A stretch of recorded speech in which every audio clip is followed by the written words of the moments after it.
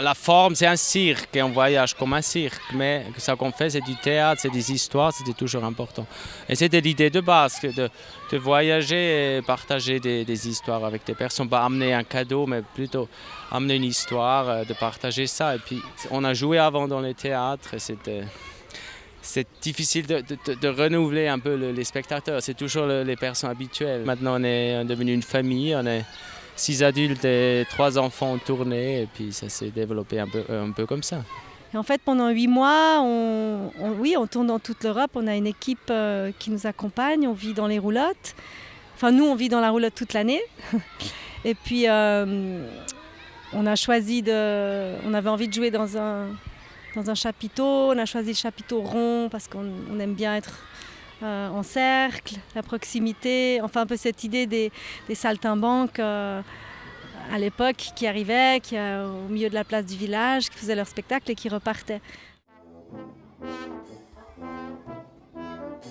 Ce week-end, oui, on va présenter Jean de Fer, c'est la nouvelle création de notre compagnie. C'est un conte de Grimm aussi, c'est une histoire initiatique d'un garçon qui grandit, qui devient homme en fait, en petits mots, mais nous on le joue en famille, donc aussi avec nos 2 garçons. C'est un peu aussi l'idée, c'était qu'on les prenne la première fois ensemble sur scène et puis ça va très bien ce thème. C'est l'histoire d'un homme sauvage qui vit au fond d'une mare et qui en fait, plus personne n'ose aller dans cette forêt parce qu'elle est enchantée, parce que les gens sont engloutis dans la mare, on ne sait pas pourquoi.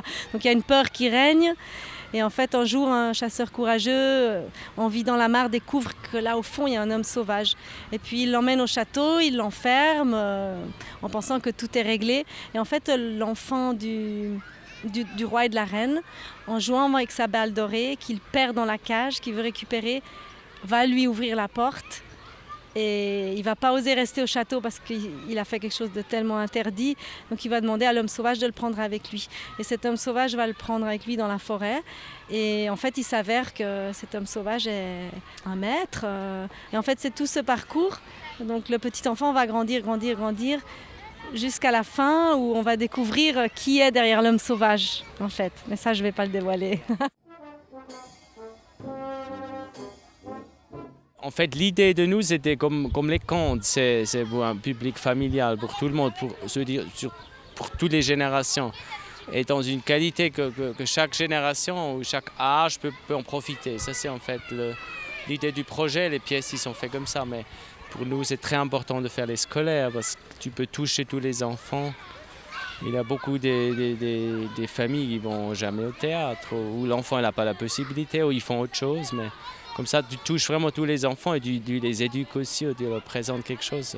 Ils ouvrent le monde du théâtre et pour ça, on fait peut-être la moitié des spectacles, c'est des écoles, c'est des enfants. Mais au week-end, c'est peut-être 1 tiers enfants et 2 tiers adultes. C'est toujours un peu plus des adultes, même s'ils viennent avec. Ouais.